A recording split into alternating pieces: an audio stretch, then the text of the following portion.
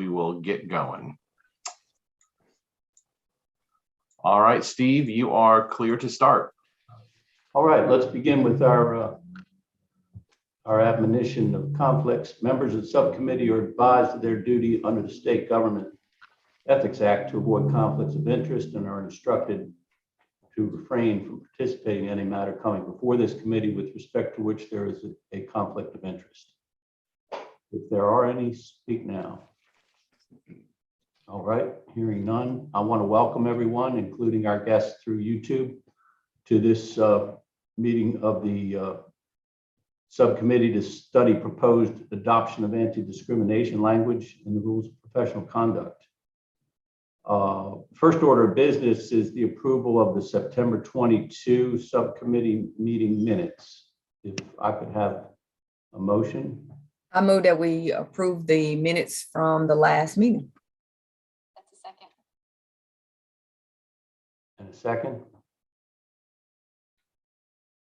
I'll Second. All in favor? Aye. Aye. Aye. All right. Those minutes are adopted. Well, we last left off, guys, with a discussion of the amendments to both Rule 8.4 additions H and I, and amendments to Rule 4.4. I think my agenda tells me Brian is going to update us on what's going on in Pennsylvania. And there is another challenge to the constitutionality of the type of rule that amendments to rules that we're discussing in Connecticut. So I'll make this fairly brief. The Pennsylvania litigation, I think, had previously updated you all that Pennsylvania Supreme Court had adopted a new Rule 8.4G sometime in the middle of the year. It was subsequently, challenged. An amended complaint was filed in that original case from Pennsylvania in 2020, challenging the new version of 8.4G. So that is still in district court. I believe there's been a motion for summary judgment, and just about 2 weeks ago, there was an order granting an extension of time to respond to the motion for summary judgment. So that's still just pending. I'll update you if there's any sort of progress there.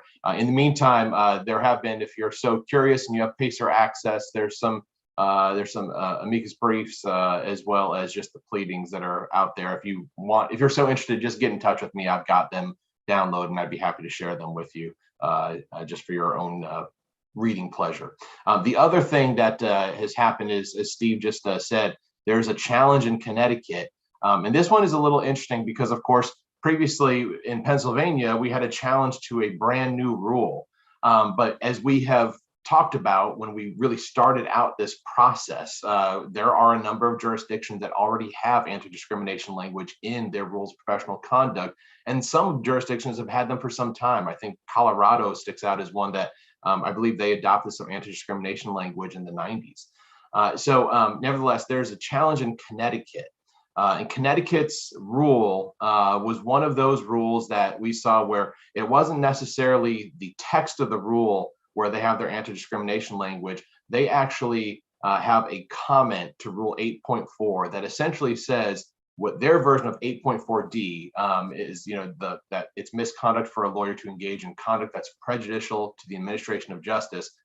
Connecticut has a comment that says that rule encompasses discriminatory behavior. That rule was adopted in 2006, took effect in 2007, and from what I can tell, has gone unchallenged until about a month ago.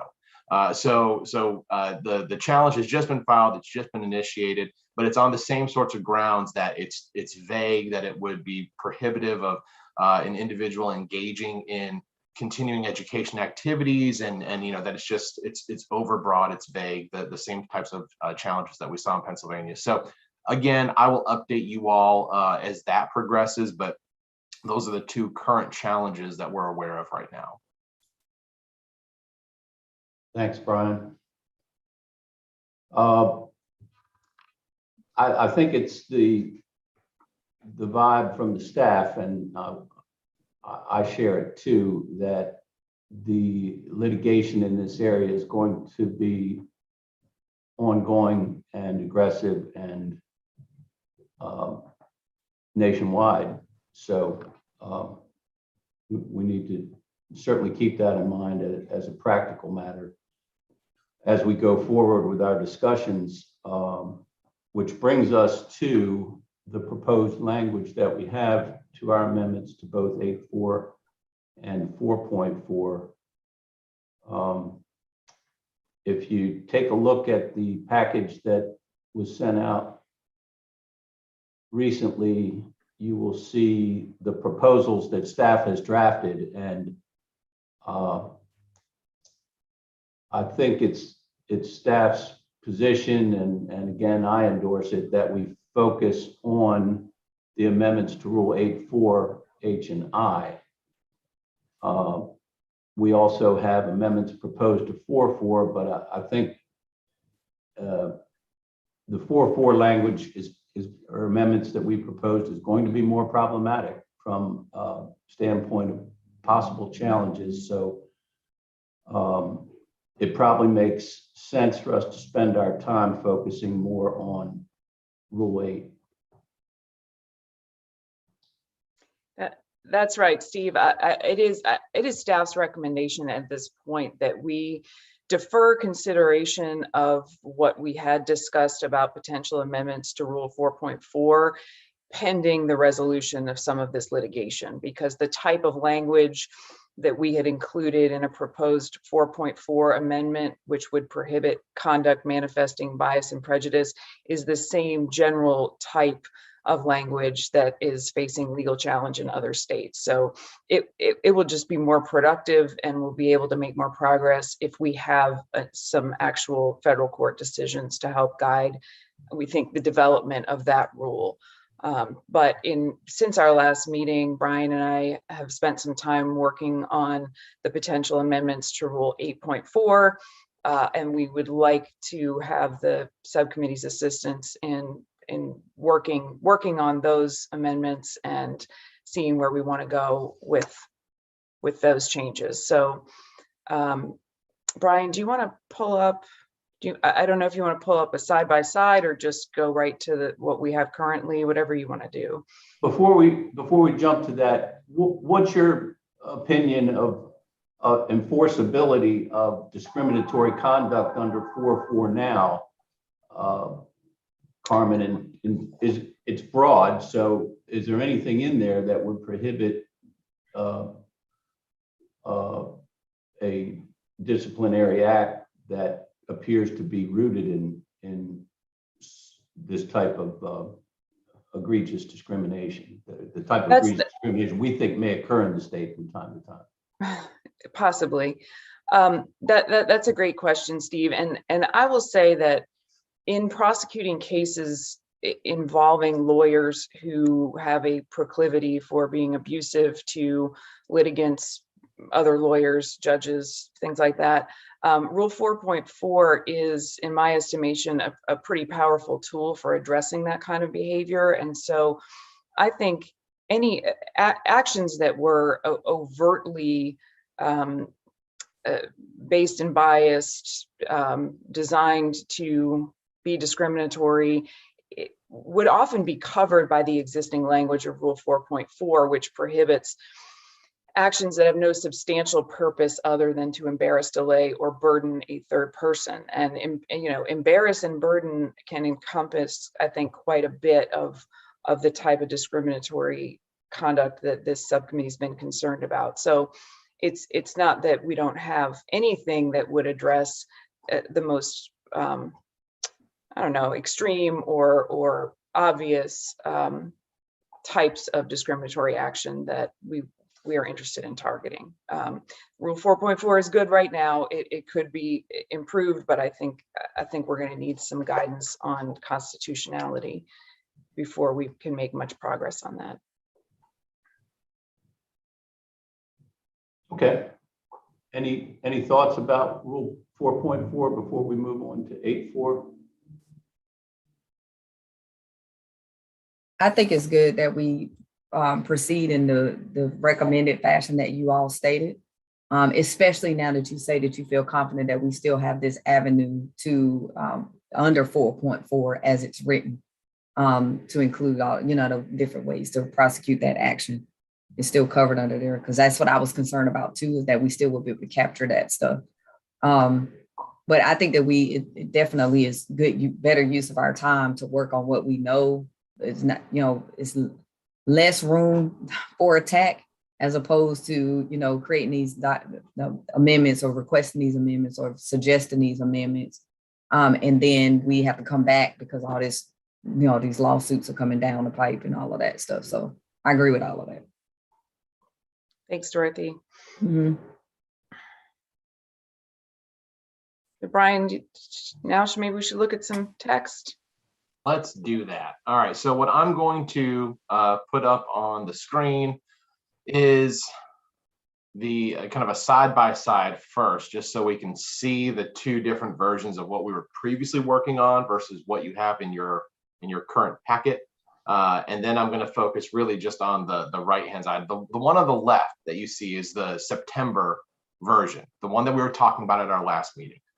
The one on the right is the one that's in your packet for today, and these are the changes that we've made. But there's also already some changes that I'm going to highlight shortly that Carmen and I were discussing, because we realized it can always be improved, right?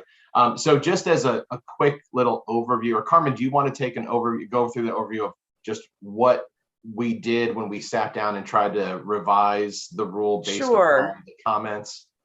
Sure. So where we left off was we were trying to modify Rule 8.4 so it would include a prohibition on employment discrimination and a prohibition on sexual harassment in professional contexts.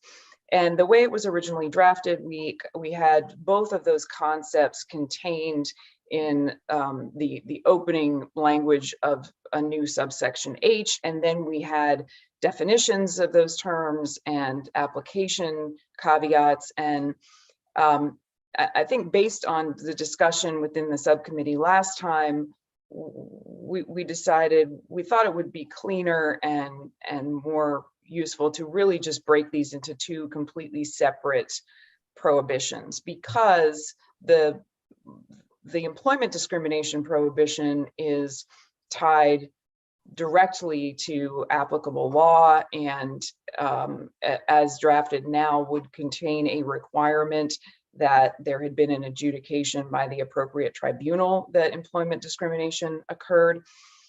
That's a fairly freestanding concept. So we broke that out separately and then made a separate paragraph, which would be subsection I of Rule 8.4, and that's where we address the sexual harassment prohibition. So that's what you see really in the changes here. The definitions and application from last time have been sort of sorted into their appropriate categories, whether they were designed to apply to employment discrimination or sexual harassment. Does that cover it, Brian? I know one of the things we focused on also was trying to work on the definition of sexual harassment, because this definition would be unique to our rules. We're not drawing it directly from any specific law. We wanted to improve that that definition. So we tried. We did our level best. So if we see now, like if you look at the left side, the definition of sexual harassment there included, conditioning work conditions or continued employment on sexual favors, or that is not, that's really employment discrimination, right? That actually goes in the employment discrimination category. We wanted to create a different category that would apply in non-employment contexts. So that's hopefully what we have started to achieve with the new version. Right. Any questions about the changes while we have the two versions side by side?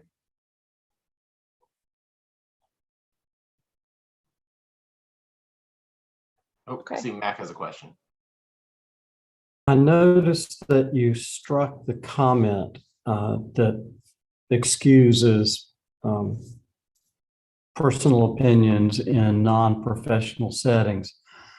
That issue was covered in the 4.4 provisions, but if we're setting aside the 4.4, would it be useful to still have this as a comment to 8.4?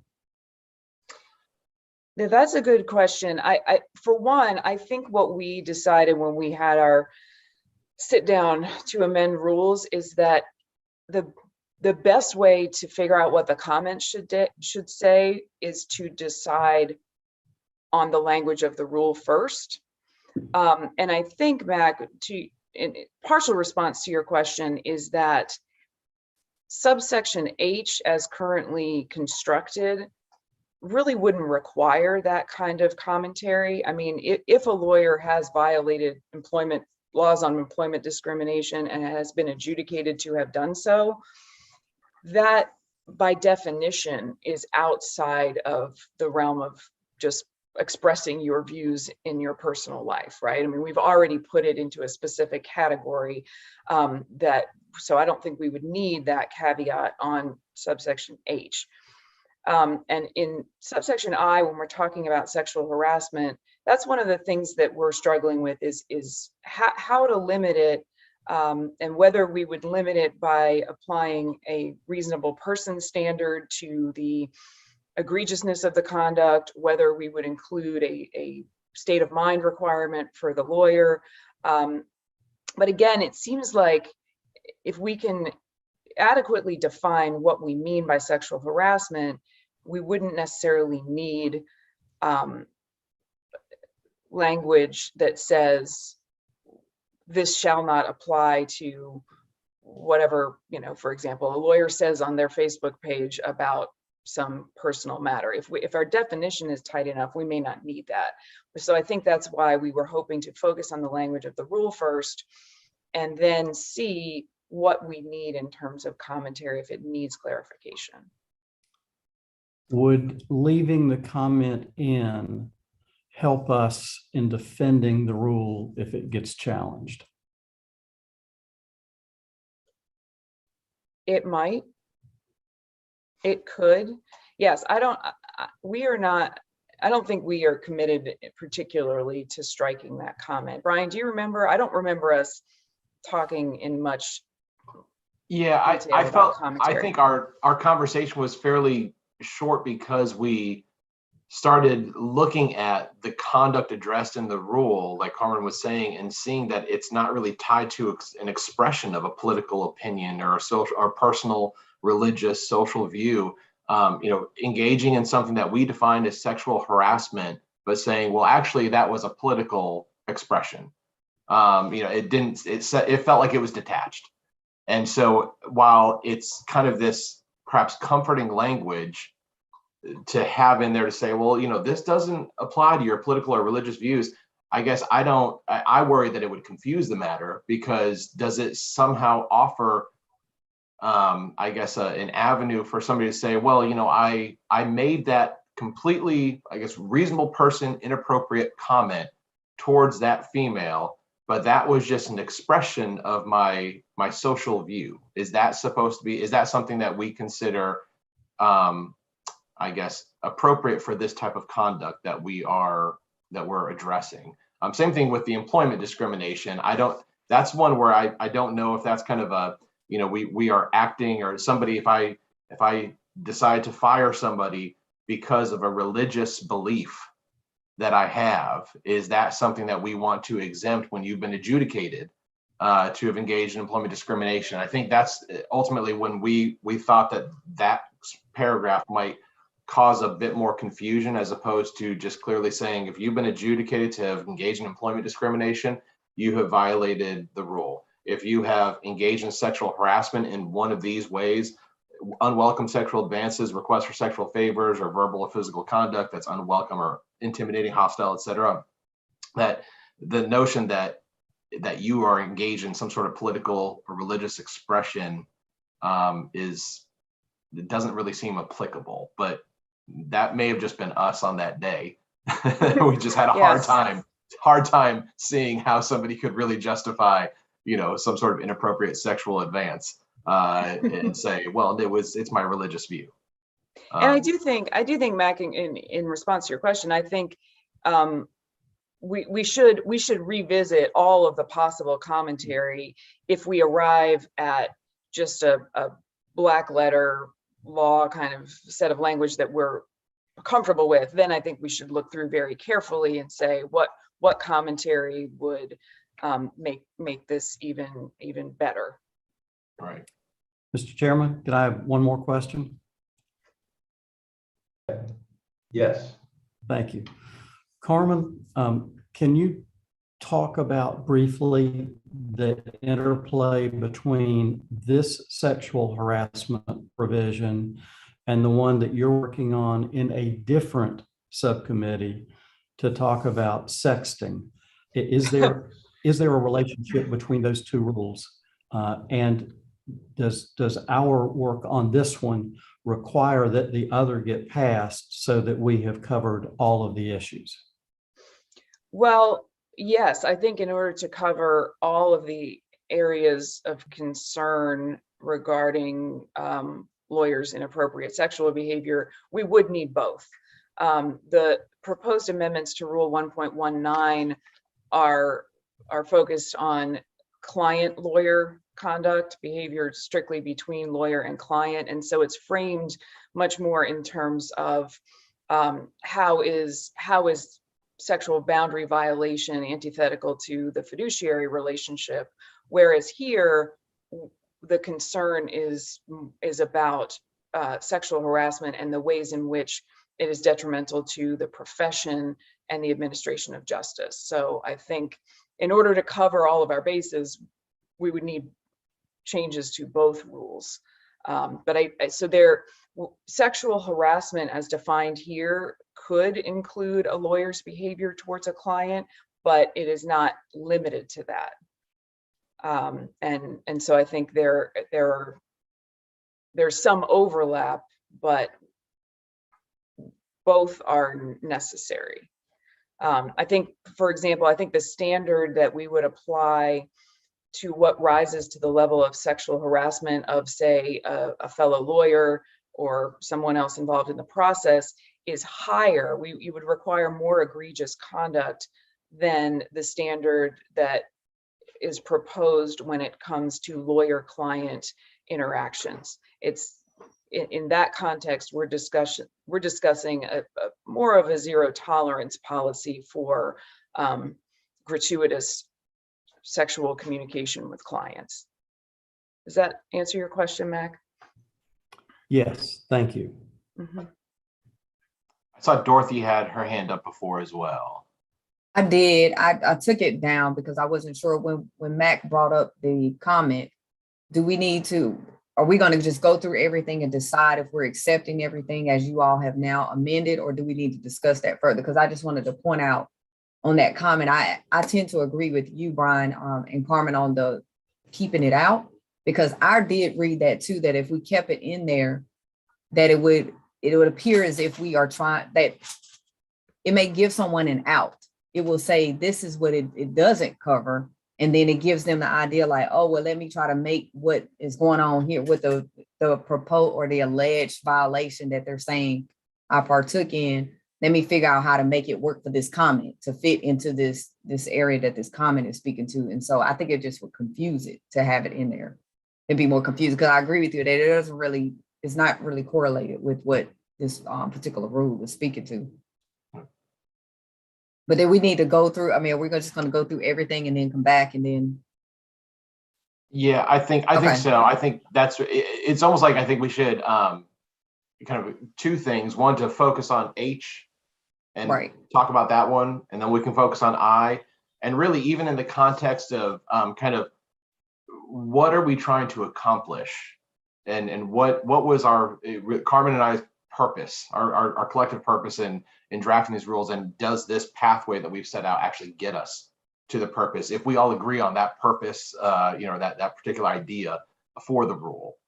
So I think that might be the best way to kind of take a look at this, look at H, then look at I, and then if there's commentary that might be helpful to explain, what the rule is Gotcha. supposed to mean, that's where we can go Okay. into the comments.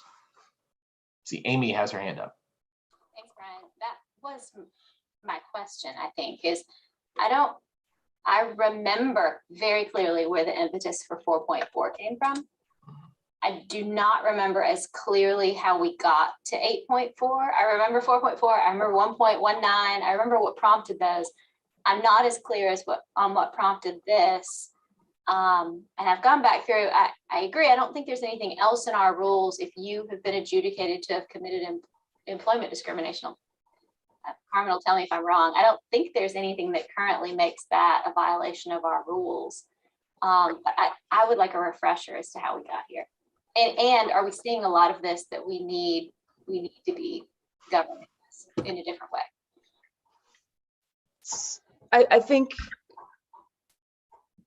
so I think that we arrived at this in part because it is a type of discrimination, employment discrimination, that I believe most lawyers, some lawyers would assume was somehow covered and captured by the ethics rules. I think that was sort of where we started here, is there are certain things that seemed less controversial in that there was some just informal polling. I don't know what most lawyers believe, but in conversations with members of the council and other lawyers, and they said, well, wait, you're saying that isn't already covered?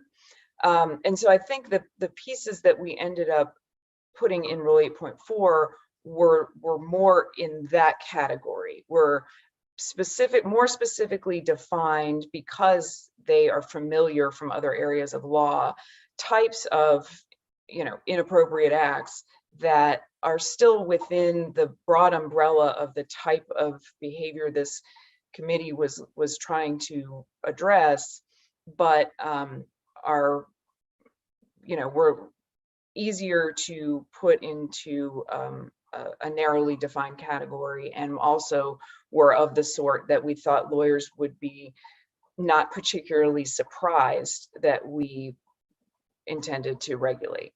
So I think that's how we got to these particular things being in Rule 8. In the 8.4 proposals. We had circumstances where we needed these and didn't, or we needed this rule and didn't have it to punish a lawyer, to reprimand a lawyer that we believed had committed one of these two. Is that something we've seen? I am unfamiliar with any case where a lawyer was adjudicated to have engaged in employment discrimination at all. I mean, whether or not we were able to take action on it, I'm just not aware of, in my tenure at the bar, of that happening. With sexual harassment, I think we have had cases where we didn't have a tool to address conduct by lawyers. And I say that because we definitely had one disciplinary case where the public defender for a county had systematically sexually harassed other employees in the office over a long period of time. In that case, we were able to establish that the conduct was prejudicial to the administration of justice. But I believe that was very unique to that lawyer's position as a public official, and the fact that the people who were impacted by his conduct were almost all government and courthouse employees. So I think that was very unique. If that same conduct had occurred in a private sector setting, I don't believe we would have had the ability to prosecute it. So I do think that is an issue that we haven't fully addressed. And similarly, lawyers who engage in sexual harassment type conduct, while they are in the course of representing a client, that conduct might be captured by Rule 4.4 in that it had no substantial purpose other than to embarrass or burden a third party. But we also have conduct by lawyers that occurs when they are not in the course of representing a client. And so 4.4 doesn't cover that. If they're, you know, if they're acting in some other capacity, whatever that may be, that is still a professional capacity, but it is not in actively advancing a client's cause.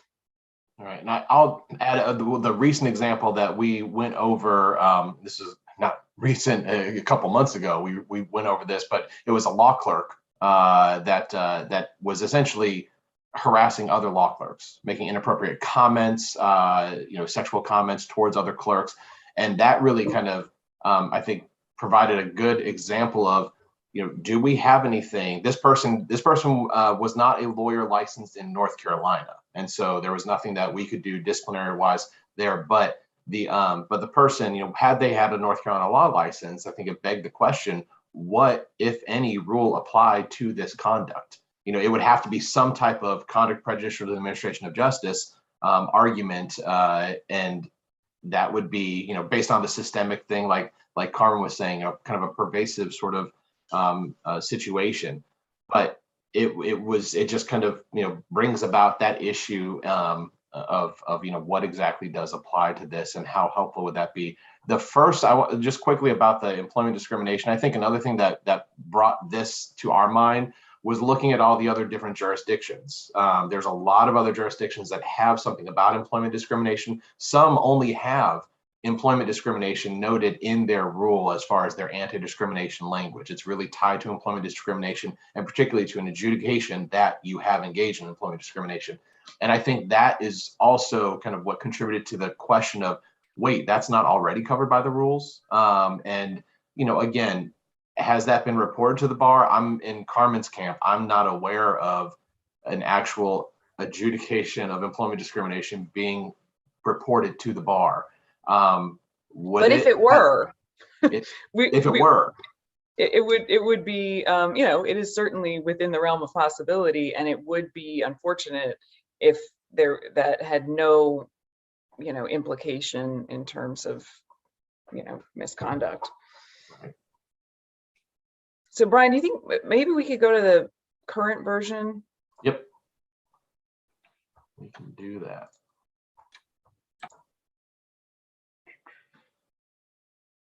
Just give me 1 second. I apologize.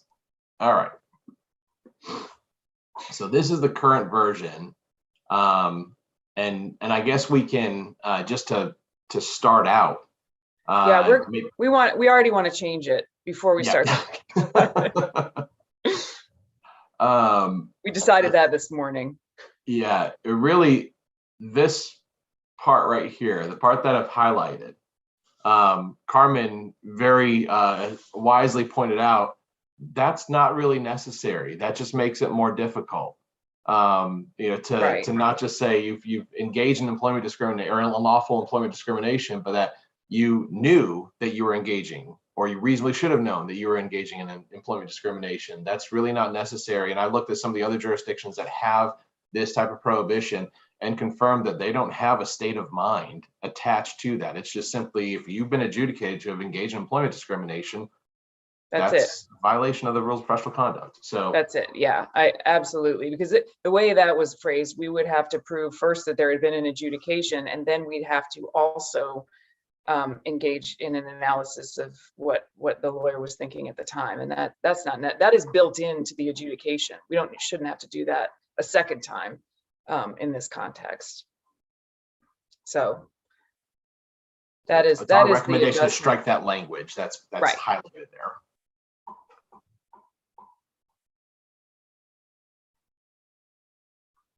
So Steve, perhaps we start just talking about that one, and considering what Amy, I think Amy, you raised a really good point of just, do we put something in here because we realize that it's never been in there and maybe people think that it's already covered, so we need to almost kind of backtrack, or if this isn't necessary, is this something that you put in there? I think it's a fair question to kind of evaluate here. Maybe that's where we first start our discussion, Steve.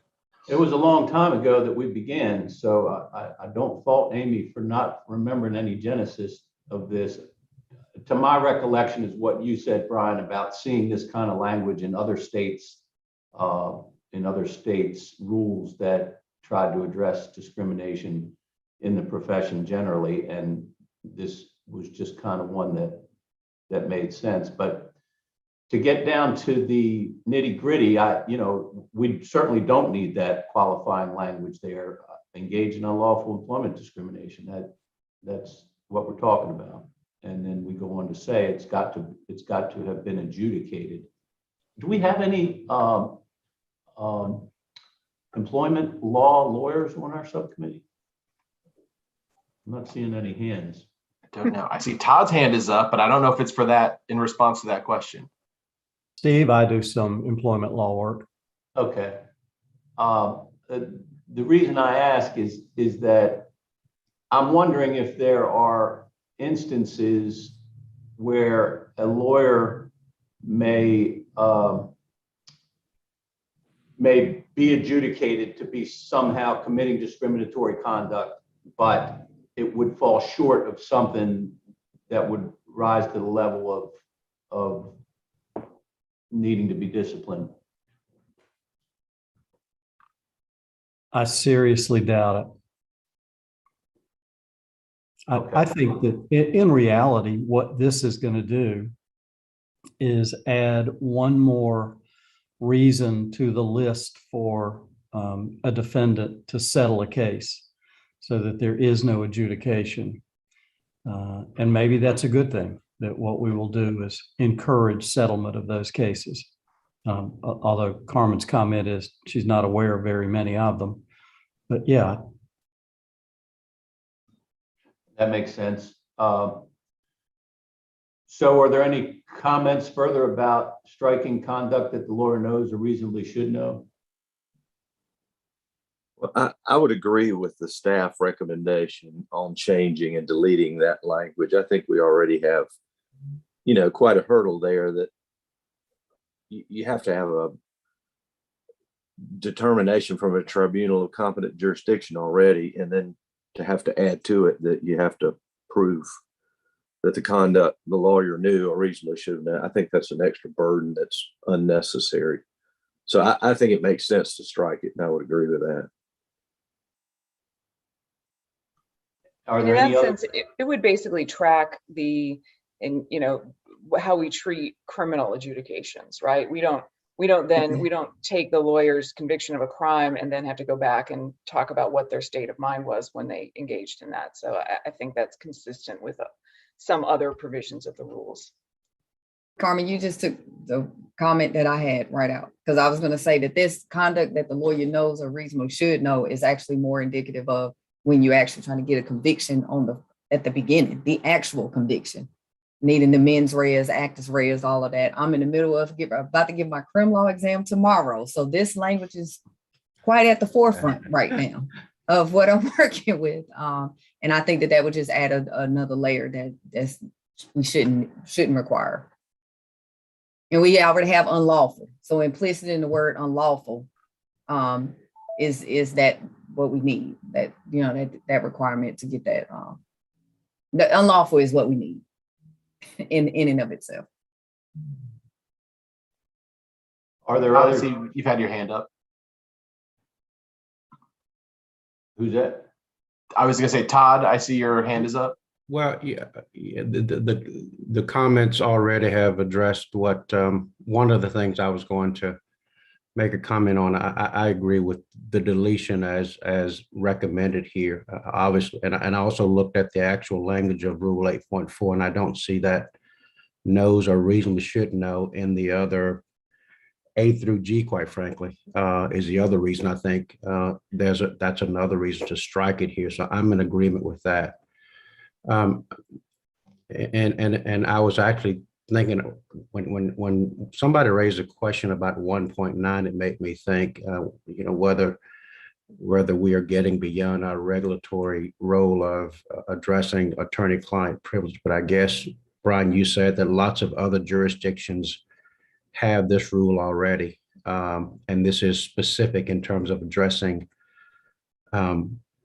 hiring, firing, promotion decisions. I was wondering whether we're getting outside of our lane by drilling down on that, but based on the fact that lots of other jurisdictions have such a rule already. And given the discussions we've had, I'm in agreement with it as drafted. With one question, one suggestion maybe, and maybe it's just me. For some reason, the phrase "as an employer" strikes me as perhaps awkward or limiting, or perhaps inconsistent with the first sentence. And I was wondering whether, we could say a lawyer's employment decisions as opposed to say a lawyer's decision as an employer. And then at the end down there, we could say that the lawyer's employment actions as opposed to as an employer. For some reason, I just don't like that phrase as an employee. It seems to be more direct, whereas employment decision would seem to be a bit more broad to me, but maybe it's saying the same thing. But if that would be the only suggestion I would have to the rest of the section H would be to just insert the word employment in front of decisions and strike as an employer, and then the lawyer's employment actions and strike as an employer towards the end would be my only suggestion. I agree with those suggestions. Hadn't occurred to me till Todd just walked us through it, but in a large firm, you might be a partner who did this to a subordinate employee, but you are not the employer. You are just a supervisor. So I think Todd's language is much better.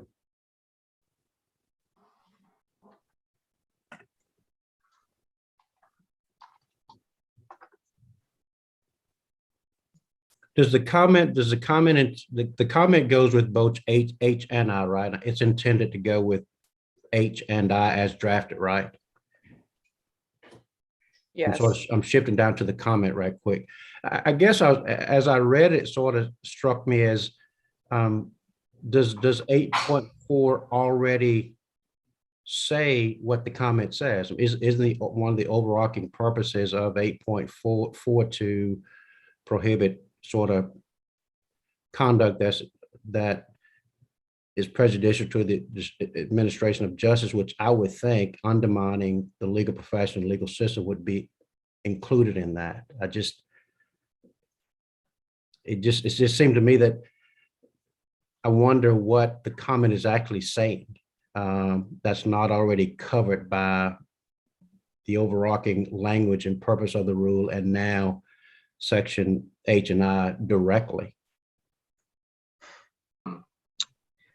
Well, I think the commentary often will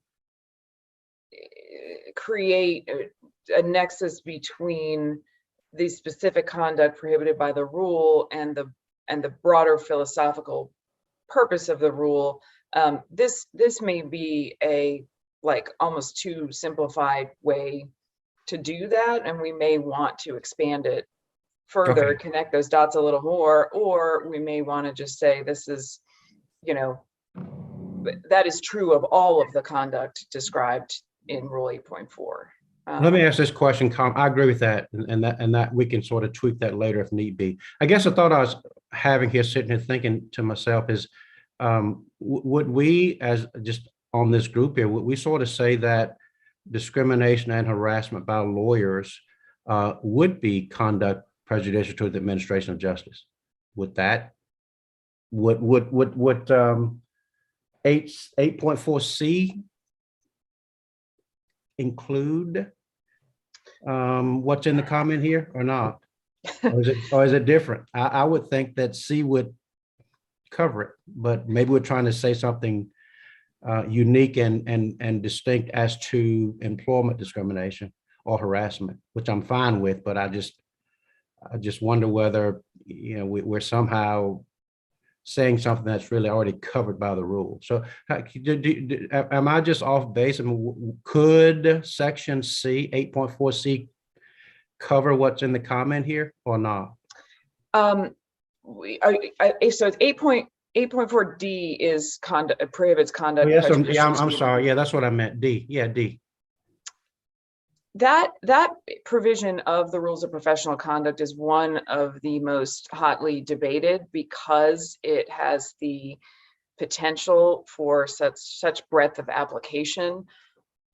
So people have different philosophies about use of that section. I personally prefer to only use it where I can clearly articulate a nexus between the conduct of the lawyer and some detrimental effect on the judicial process. So I tend to personally apply it in a very, very narrow context. And I think it would be more difficult to explain how a lawyer's, definite and clear mistreatment of employees within a private law firm has a direct connection to the administration of justice. So for the way I approach that phrase, conduct prejudicial, I would prefer not to.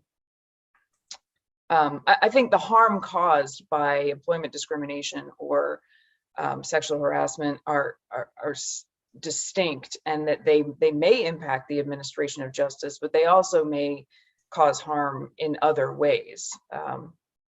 I prefer having more specific prohibitions rather than relying on a broad prohibition and including a bunch of different types of misconduct within that broad prohibition. Okay, that's sufficient. Thank you. I think, Todd, to your point about just the comment that we have there about, undermining the confidence in the legal profession and legal system, I think you're right that, we could essentially have a new comment one that just says a violation of this section undermines the confidence in the legal profession, legal system, because I think everything in 8.4 really goes to that. Whether you're talking about committing a criminal act, dishonest acts, and all that kind of stuff. I don't know if we want to make that broad statement. Maybe we don't need to make that broad statement, but I think it's a point well taken. All right, well, we'll tweak and get to the right point, but I'm fine with where we are right now. I want to offer just kind of to frame this and provide that proper context as far as other jurisdictions that have something like this. There are a number of jurisdictions that have anti-discrimination language of some sort. There's the majority of jurisdictions. Yeah. Whether it's, and of course, I think when you include the comments to the rules of professional conduct in other jurisdictions, I think it was at 37 or 38 different jurisdictions that have something like this.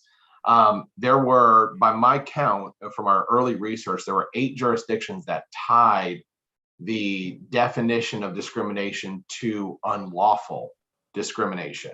So there's some requirement to tie it to existing federal, state, or local statute. Some do require a court of competent jurisdiction to determine that somebody has engaged in employment discrimination, that being from our early research, again, Illinois and New Jersey in particular. So it's not like everybody has this. I know when you said there's a lot of jurisdictions, I just want to be entirely clear that it's not every jurisdiction. It's a, I guess, a somewhat narrower class. Okay, thank you.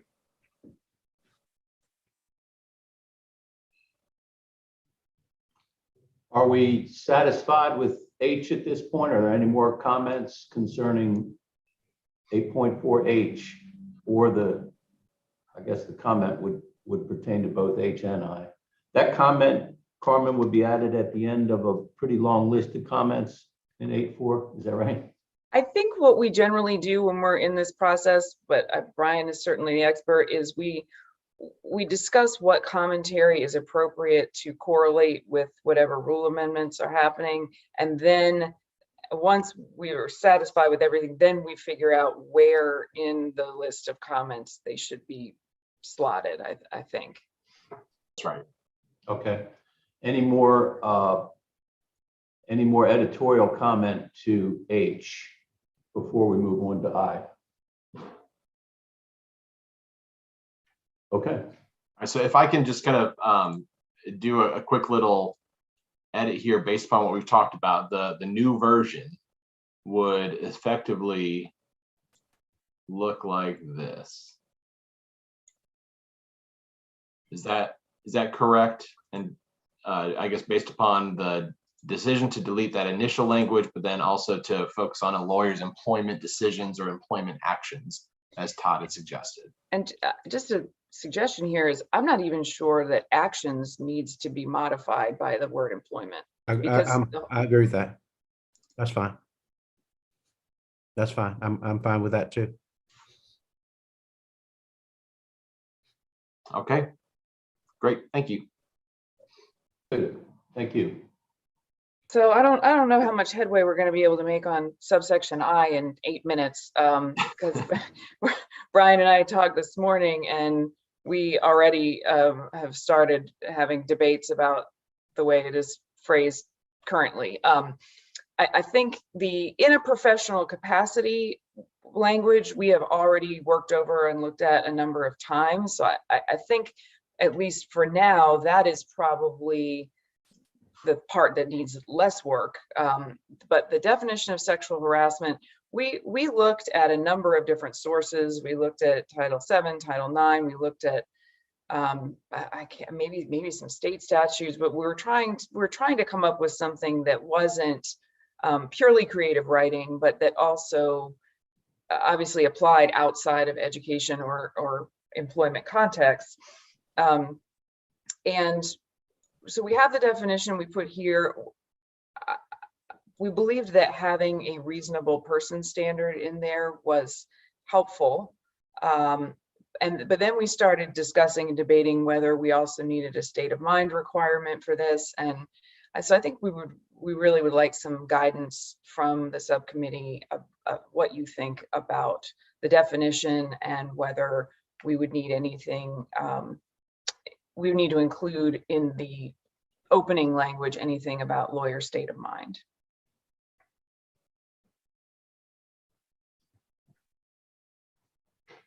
I'll offer a couple things. I'm not sure about state of mind or how that would fit in, but I am wondering what interacting means. And, you know, we talk about speech, we talk about conduct. Is that both of those things?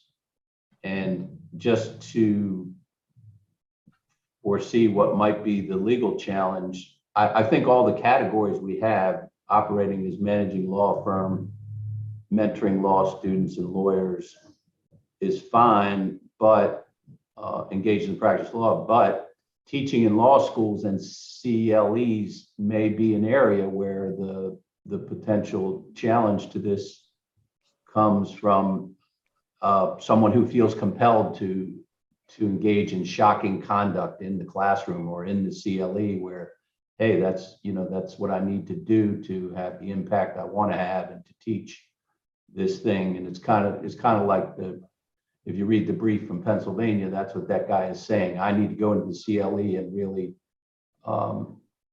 throw bombs. So those are I need to be sexually offensive in order to be a good teacher. well, I mean, that's the guy's argument in Pennsylvania, among other offensive conduct that he insists upon. I mean, I understand what you're saying, Steve. And actually, as soon as you started talking, I immediately was focused on the verbal or physical conduct language, because that reminds me a whole lot of manifest by words or conduct. And I'm not sure we need it. I mean, it's any kind of conduct. If you can come up with some conduct that is other than verbal or physical, that counts too, right? Kind of, that's a sidebar, but that's just a thought that I had about tightening it up. I guess. Well, I wonder. Sorry.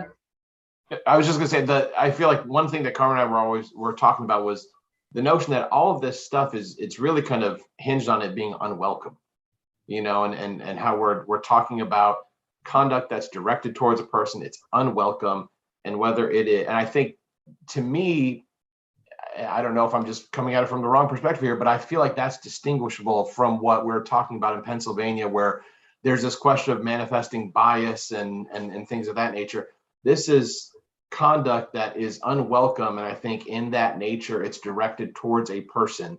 And it's the unwelcome aspect is kind of that reasonable person consideration. And so I think that's the part that maybe kind of talking about the goal, the idea that Carmen and I were trying to encapsulate. It's the notion of something that's directed towards somebody that's unwelcome, and that a reasonable person would perceive to be, essentially not just unwelcome, but inappropriate, and like a request for a sexual favor and all that kind of stuff, that's where you start getting into the muck of just exactly how do we capture this. But I think, to me, the focus on an unwelcome, thereby being or unwelcome act, thereby being kind of directed towards a person is one of the frames that we have here. So we've got a couple hands up. Amy? Thanks, Carmen. I agree that I don't think verbal or physical is needed. I think conduct is fine. And sort of circling on what everybody's talking about right now, what are we trying to police here? And maybe it's everything, but is this a comment from a lawyer to someone specifically? Is this a passerby who hears the comment from the lawyer to someone else? Is this an off-color joke made in a CLE that 99 of the 100 participants don't report, but one does? I mean,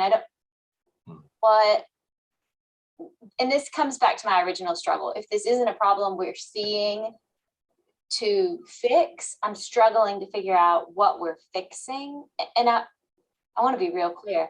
Both of these are horrific. Lawyers shouldn't do them, and disgusting that we have to have this conversation at all. But I'm without a situation where we've had these things pop up to fix, I'm struggling to figure out what we're fixing to know how to craft the best language to do so.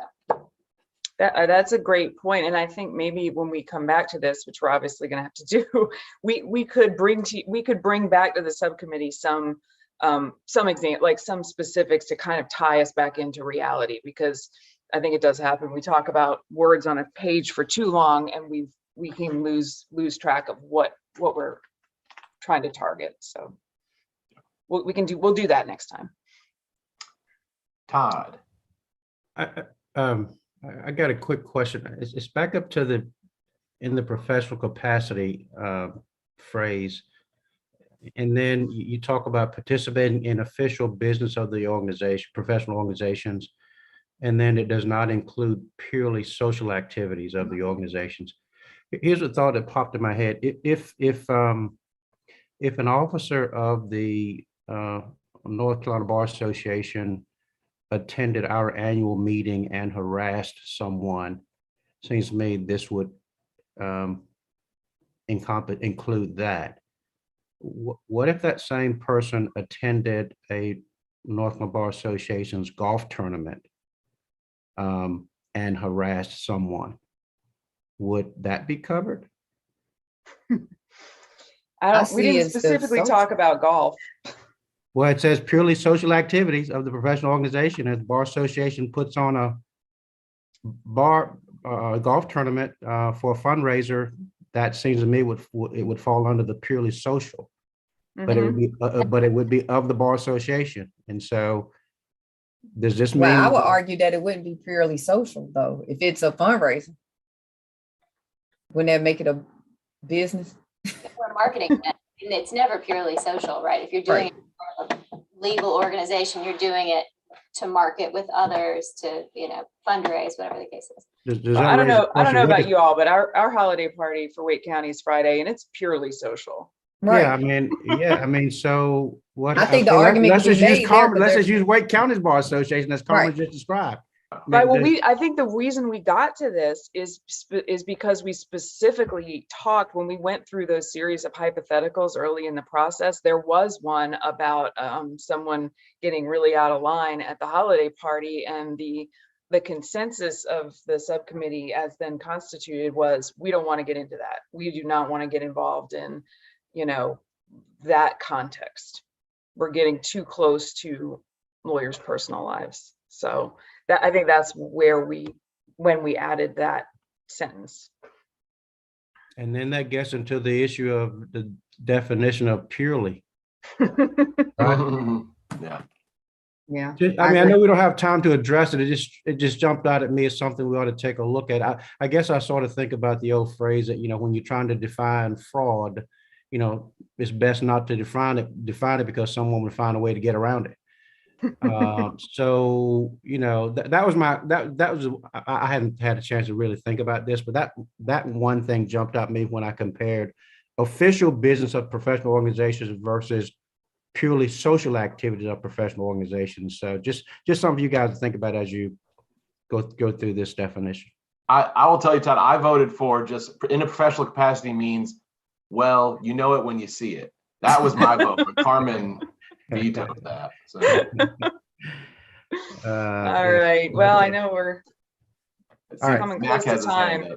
up. Mac has his hand up. Mac. Last comment, taking out verbal and physical in subsection 2 gets at what I was asking Carmen about earlier, which is the 1.19 conversation. Because if you take out verbal or physical, then the electronic conduct of sexting someone would now be covered by this, which I think is appropriate. Yes, I see. Yes, I see more overlap. But again, this is broader than Yeah. 1.19. It is, but I think if we're concerned about witnesses, coworkers, court personnel, all these other folks, there's nothing that says a lawyer wouldn't send sexting texts to a clerk of court employee, Right. not a client, but a clerk of court employee, and that this would be the appropriate place to handle that. I actually I believe had a grievance. It was actually lewd voicemails, but There we go. same idea. It was Yeah. almost exactly on point, Mac. Yeah. All Agreed. right. Well, on that note, I Wow. think we're at the end of our session. I want to thank everybody on the committee and just take a small point of personal privilege to say that I have been unelected as a bar counselor from my district, but it's been my great pleasure to serve with all the people in this subcommittee over this time and all the lawyers at the bar. And my pleasure to have gotten to know so many kind, friendly, and brilliant lawyers around the state, and to have worked with Brian and Carmen and all of the truly brilliant staff at the State Bar has been one of the highlights of my career. So on that note, you'll have a new chair next time out, but again, it's been a pleasure. Thank you. I'm Steve. sorry to hear that. Like that, I wasn't expecting it. Yeah. Thank you, I Steve. wasn't either. I thought about a Stop the Steal campaign, but I think you all will enjoy my successor much more than. we will miss you a lot, Steve. Yeah. Yes. You will be Well, great. Enjoyed serving with you. Yes. Yeah. Thank you, Thank you all Steve. very much. Maybe Thank you I'll very be back much. up there on some business in the future, but I look forward to seeing you all. Man. Thank you. You'll be an advisory member before I was long. going to say, I'm sure we can figure out a way to keep you on. Yeah. We'll keep this gang together one way or the other. Thank you. Steve, thank you for your leadership. Thanks, Truly. Thank you. Pleasure. Okay, All guys. right. Thanks. Have a good weekend. We'll see you later.